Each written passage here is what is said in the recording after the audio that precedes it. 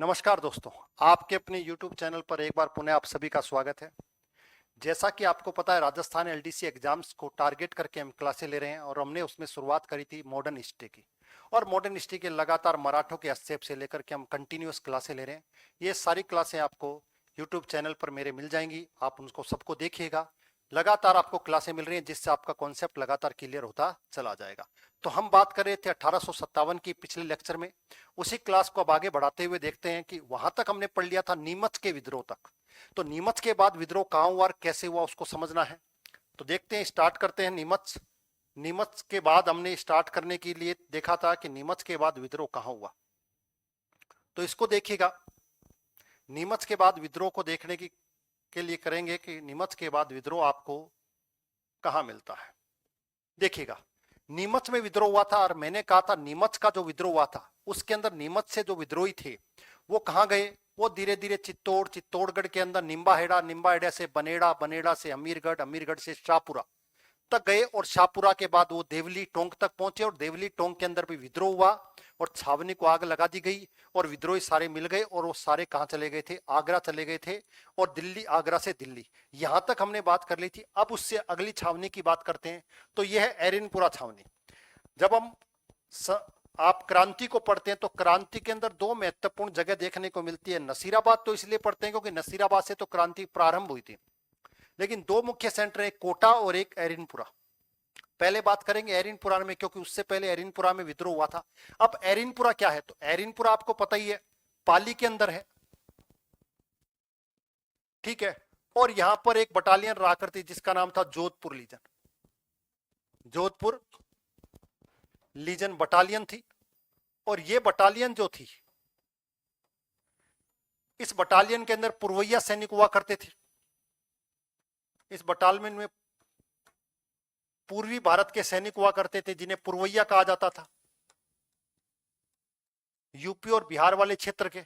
और वो ये इसकी एक जो बटालियन थी, ये बटालियन एक ट्रेनिंग के लिए आई हुई थी, ट्रेनिंग के लिए ये आबू गई हुई थी, इसको ध्यान रखिएगा। अब जब आबू गई हुई थी तो देखिएगा माउंट आबू, और माउंट आबू में इनको पता लगता है कि कहीं ना कहीं विद्रोह हो चुका है, कहीं ना कहीं अंग्रेजों के खिलाफ एक आक्रोश पैदा हो चुका है। तो उसके चक्कर में इनको जब पता लगा तो 21 अगस्त को ही इन्होंने क्या कर दिया, माउंट आबू में विद्रोह कर दिया। अब आपको पता है माउंट आबू में कौन बैठा था, एजीजी बैठा था। और एजीजी का बेटा, तो कहीं ना कहीं एजीजी का जो बेटा था वो भी घायल हुआ। घायल होने के बाद सिरोही का जो पॉलिटिकल एजेंट है, ध्यान रखिएगा, एजीजी का बेटा वो घायल हुआ। साथ साथ के अंदर आपको पता ही एक पॉलिटिकल एजेंट हुआ करते थे, जेडी होल, सिरोही। और कहते हैं उनके उस पर भी क्या किया गया, उनके घर पर भी क्या किया गया, आक्रमण किया गया। एक ये जानकारी मिलती है। एक जानकारी ये एक और मिलती है, एक व्यक्ति है जिसका नाम है गोजन सिंह, उसको ध्यान रखिएगा। गोजन सिंह के बारे में कहा जाता है उसने माउंट आबू पर कब्जा कर लिया था, माउंट आबू पर कब्जा कर लिया था। कुछ समय के लिए माउंट आबू पर नियंत्रण अपना स्थापित करने में सफल रहा था। कौन, गोजन सिंह। इसी बटालियन में जो ट्रेनिंग के लिए आया था उसी में था, इसको ध्यान रखिएगा। अब यहां पर जब ये विद्रोह हुआ तो विद्रोह के अंदर मुख्य जो व्यक्ति थे जिन्होंने नेतृत्व दिया उसका नाम था शीतल प्रसाद, मोती खां और तिलक राम। ये तीन जो व्यक्ति थे इन्होंने यहां पर विद्रोह को नेतृत्व प्रदान किया और यहां पर इन्होंने विद्रोह किया। और विद्रोह करते हुए आबू से जब ये उतर रहे थे तो ध्यान रखिएगा यहां पर इन्होंने चलो दिल्ली और मारो फिरंगी जैसा क्या दिया, नारा दिया। इनका उद्देश्य साफ था कि फिरंगियों को मारना और दिल्ली पहुंच करके अपनी सत्ता स्थापित करनी है। अब ये जहां पहुंचते हैं एरिनपुरा पहुंचेंगे 23 अगस्त को। एरिनपुरा वही जहां इनका मुख्यालय है, जोधपुर लीजन का। और वहां से जब ये दिल्ली की तरफ चलेंगे तो एक स्थान पड़ेगा खेरवा, पाली। और खेरवा का जो पाली के अंदर जो स्थान है वहां पर इनकी मुलाकात होगी कुशाल सिंह चंपावत से। अब ये कुशाल सिंह चंपावत कौन है, तो ध्यान रखिएगा कुशाल सिंह चंपावत सामंत हुआ करता है कहां का, आउवा का। आउवा एक ठिकानेदार था, ठिकाना था और ठिकाने का सामंत हुआ करता था कौन, खुशाल सिंह। इस खुशाल सिंह का विद्रोह चल रहा था किससे, तख्त सिंह से। तख्त सिंह से इसका विद्रोह चल रहा था। तख्त सिंह कौन था? मारवाड़ का शासक। और इसने इस विद्रोह के कारण तख्त सिंह ने काफी सारे प्रयास करे अंग्रेजों से किसी भी प्रकार की क्या मिले, सहायता मिले, लेकिन उसको ऐसा कहीं पर भी सहायता नहीं मिली। प्रयास करा, अंग्रेजों को खत भी लिखे कि भाई आपका जो शासक है, जिस पर आपका कंट्रोल रहता है एडमिनिस्ट्रेशन का, वो हमारे साथ हमारे अधिकारों को छीन रहा है, कहीं ना कहीं आपकी सहायता करिए। लेकिन अंग्रेजों की तरफ से किसी भी प्रकार का कोई रिस्पॉन्स नहीं आया। तब इसको एक मौका दिखा कि कहीं ना कहीं ये विद्रोही है, इनका फायदा उठाया जाए और फायदा उठा करके तख्त सिंह के विरुद्ध क्या किया जाए, विद्रोह किया जाए। तो ये व्यक्ति आपको याद रखना है, एग्जाम्स में पूछ लिया जाता है। अब उसके बाद क्या होता है, उसके बाद चीजों को समझिएगा। जब ये नेतृत्व प्रदान करेगा कौन? खुशहाल सिंह। तो खुशहाल सिंह के साथ साथ कुछ चीजें और आपको याद रखनी है, जैसे खुशहाल सिंह तो था ही, शिव सिंह या शिवनाथ सिंह,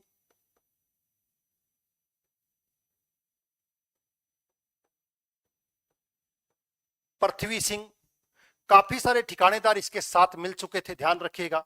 ठीक है, और एग्जाम्स में पूछा भी जाता है, इसको ध्यान रखिएगा। ठीक है, कि अजीत सिंह,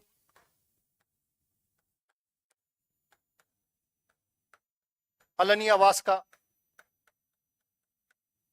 अलनियावास, इसको याद रखिएगा। पृथ्वी सिंह लंबिया का। ठीक है, एग्जाम्स में पूछ लिया जाता है, ध्यान रखिएगा कि इस तरह के क्वेश्चन भी कई बार पूछे जा सकते हैं। ठीक है, तो ये सारे के सारे कहीं ना कहीं आपको देखने को मिलेंगे। आसोप का, शिवनाथ सिंह, इन सारे ठिकानेदार कहीं ना कहीं साथ में हुआ करते थे, किसके? खुशहाल सिंह के। अब खुशहाल सिंह के समय सिंपल सी बात है, पहला युद्ध होगा जिसको बिथोड़ा का युद्ध कहा जाता है। कौन सा? बिथोड़ा का युद्ध। एग्जाम की दृष्टि से ध्यान रखिएगा, बहुत ही महत्वपूर्ण युद्ध है। कब होगा? 8 सितंबर को होगा। ठीक है, अब कौन होगा? एक तरफ तो खुशहाल सिंह है, दूसरी तरफ कौन है? जोधपुर की सेना का नेतृत्व कर रहा है अनाड़ सिंह। साथ साथ में कौन है? हीथकोट। हीथकोट भी आपको याद रखना है। राजमहल लोढ़ा भी आपको याद रखना है।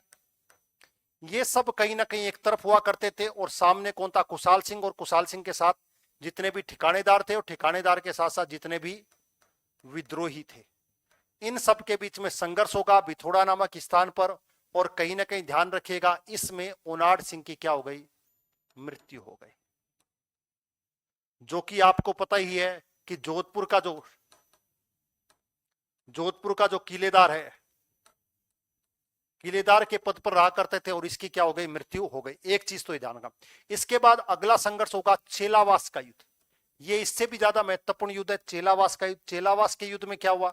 तो चेलावास के युद्ध को पहले तो ध्यान रखिएगा, काले और गोरों का युद्ध कहा जाता है। किसको?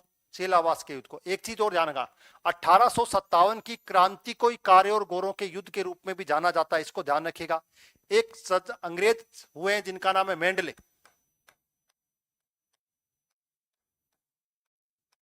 उन मेंडले ने 1857 की पूरी क्रांति को काले और गोरों के मध्य का युद्ध कहा है। राजस्थान के परिप्रेक्ष्य में बात करें तो चेलावास का जो युद्ध है उसको काले और गोरों के युद्ध के नाम से जाना जाता है। फिर वापस वही खुशहाल सिंह एक तरफ है, दूसरी तरफ इधर के कैरेक्टर बदल गए हैं। अब एजीजी जो खुद है वो लॉरेंस आ गया, साथ में मैक मैसन आ चुका है। मैक मैसन कौन है? मारवाड़ का पॉलिटिकल एजेंट है। ठीक है, अब हुआ क्या कि इसके अंदर विद्रोही और ताकतवर हो गए, क्योंकि वो मोटिवेट हो गए बिथोड़ा के युद्ध से। तो उन्होंने ज्यादा आक्रामकता दिखाई, और आक्रामकता का परिचय ये हुआ कि उन्होंने अंग्रेज परास्त हो गए। और मैक मैसन जो है, इस मैक मैसन के सिर को काट करके आउवा का जो किला है, क्योंकि ठिकानेदार आउवा का था, तो आउवा का जो किला है उसके किले के ऊपर इसको सर को टांग दिया, लटका दिया गया। इस तरीके से देखिए पिक्चर के अंदर। अब आप अंदाजा लगा लीजिएगा विद्रोही कितने आक्रामक हो चुके थे। अब मैक मैसन की मृत्यु हो गई, तो एक चीज ध्यान रखिएगा, जो भरतपुर का पॉलिटिकल एजेंट हुआ करता था मोरिसन, उसको यहां का कार्यवाहक पॉलिटिकल एजेंट बनाया गया, टेम्परेरी पॉलिटिकल एजेंट के रूप में इसको नियुक्त की गई। दूसरा, एजीजी लॉरेंस निकल चुका था और मैक मैसन की क्या हो गई? मृत्यु हो गई। तो एजीजी लॉरेंस आगे चल करके जो आपके कैनिंग है, कैनिंग और जो कोलविन है वो कहीं ना कहीं आलोचना करेंगे किसकी, एजीजी लॉरेंस की। ध्यान रखिएगा, क्यों? उसी के परिणाम के कारण मैकमेसन की क्या हो गई है, मृत्यु हो गई है। तो ये ध्यान रखिएगा, ये चेलावास का युद्ध था। अब चेलावास के युद्ध के बाद क्या होगा उसको समझिएगा। अब अंग्रेज हो चुके हैं तो सिंपल सी बात है, अब कैनिंग जो द्वारा है, कैनिंग के द्वारा सेना भेजी जाएगी, होम्स के नेतृत्व में दिल्ली से रवाना होगी कि साहब जाइए और आक्रमण कीजिए और हर कीमत पर आपको सफलता प्राप्त करनी है। तो कर्नल होम्स का आक्रमण होगा। एक चीज तो ये ध्यान रखिएगा। दूसरा जो क्या हुआ कि ये जो जितने भी विद्रोही थे, ये विद्रोही दो भागों में बट गए थे। एक का नेतृत्व तो शिवनाथ सिंह कर रहे थे,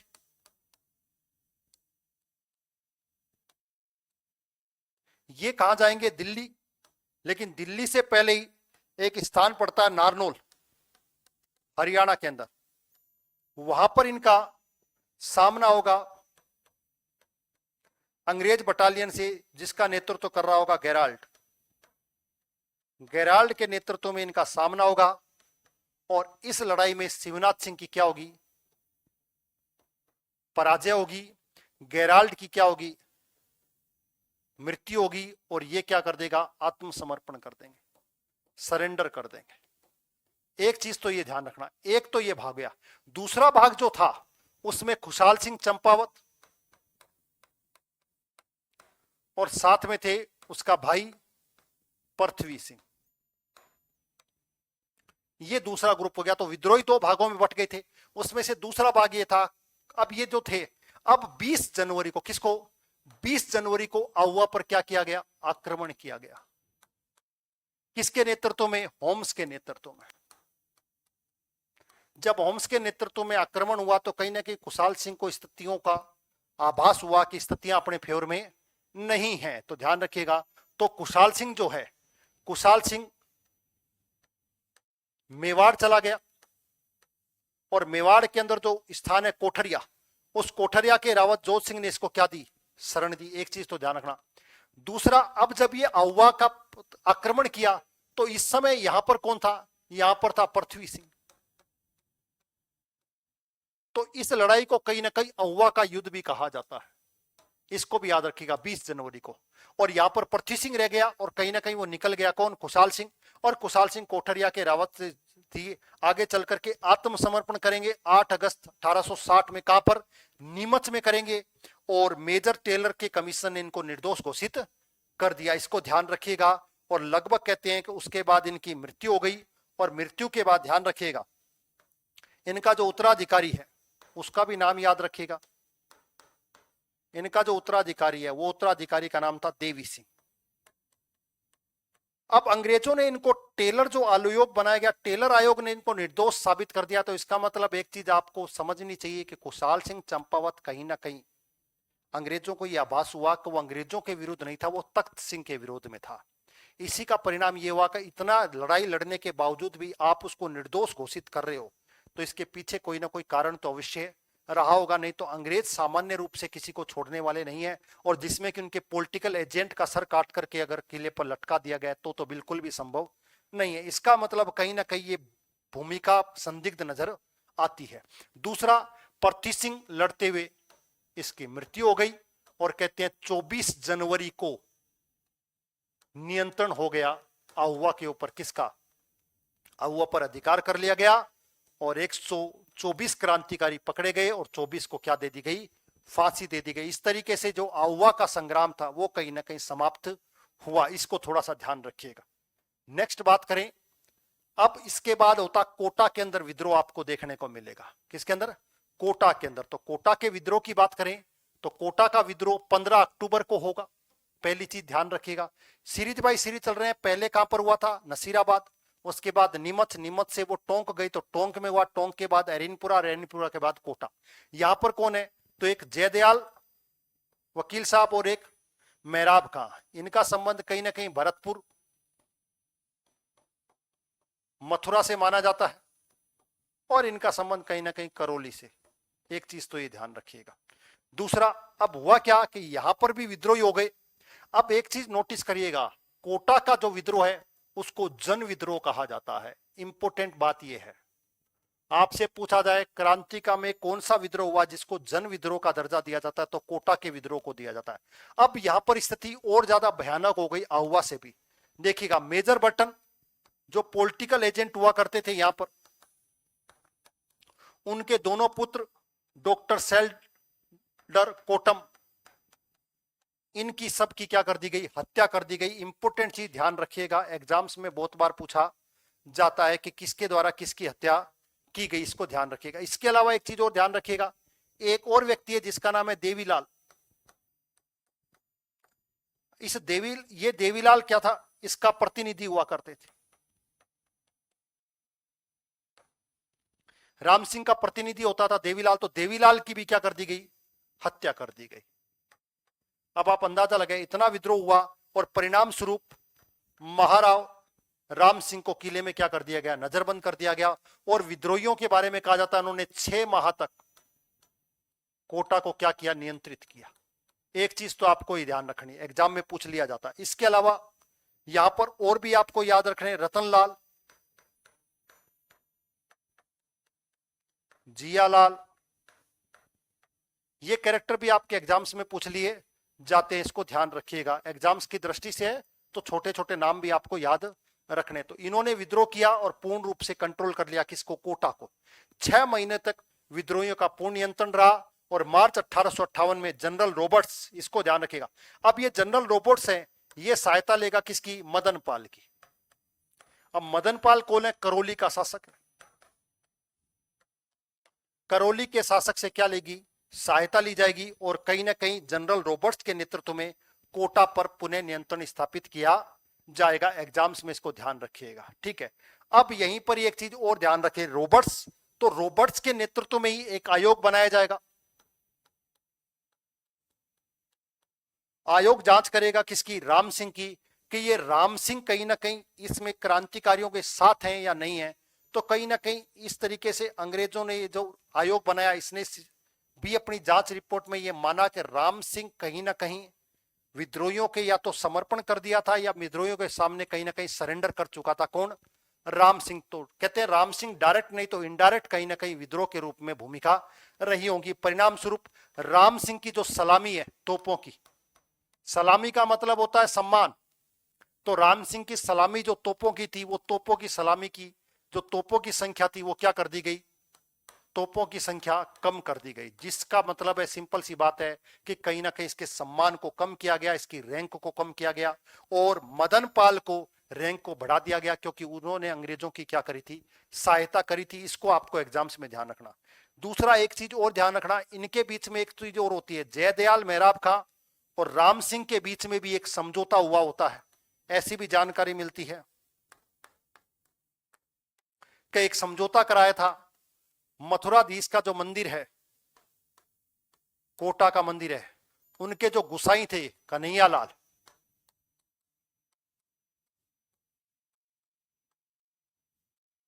उन्होंने इनके बीच में समझौता कराया था और समझौते के तहत साइन करवाए गए थे जबरदस्ती किसके, राम सिंह के।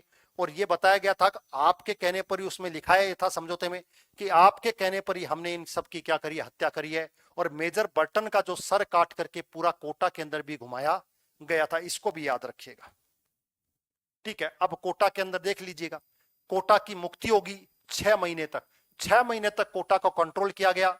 मेजर जनरल रॉबर्ट्स ने 5500 सैनिकों के साथ आक्रमण किया। मैंने अभी बताया, करौली के राजा मदन पाल ने सहायता दी। परिणाम, जयदयाल और मेहराब खां को फांसी दे दी गई, ये देखिए।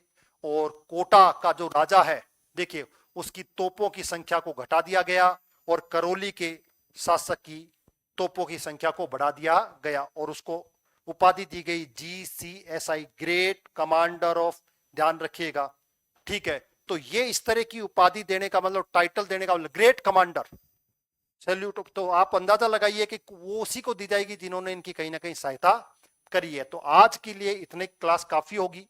ये 2 चीजें हमने आज पढ़ी है, कौन कौन सी, एक तो एरिनपुरा का विद्रोह और एक हमने पढ़ा है कोटा का विद्रोह। अब कुछ छोटे छोटे विद्रोह होंगे, उन पर चर्चा करेंगे और साथ साथ में उनके अलावा जो इंपोर्टेंट फैक्ट्स हैं, जैसे अमरचंद भाटिया के बारे में बात करेंगे या तांत्या टोपे के बारे में बात करेंगे, कुछ किताबों के बारे में भी बात की जाएगी, तो वो अगली क्लास में इसकी बात करेंगे। अगर ये वीडियो आपको अच्छी लगी और ये कंटेंट आपको अच्छा लगा है तो प्लीज वीडियो को लाइक और शेयर जरूर जरूर करें।